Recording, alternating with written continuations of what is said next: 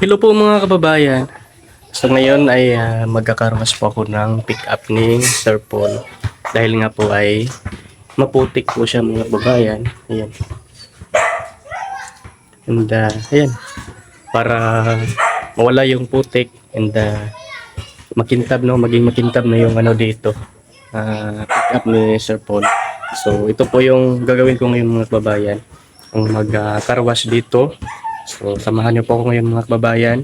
Let's go!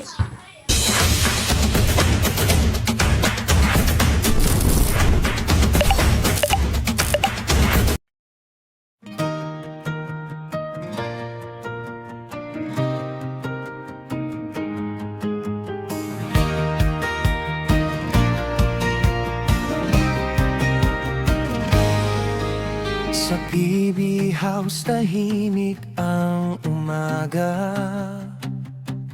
Bahay ni Sir Paul aming binantayan.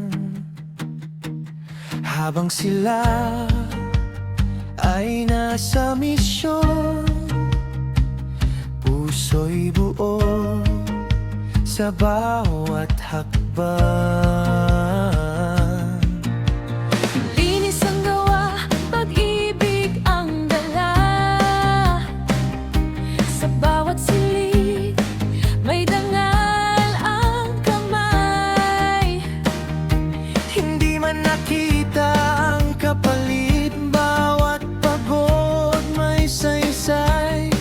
Sa dilim ng araw, may ilaw na gumagabay.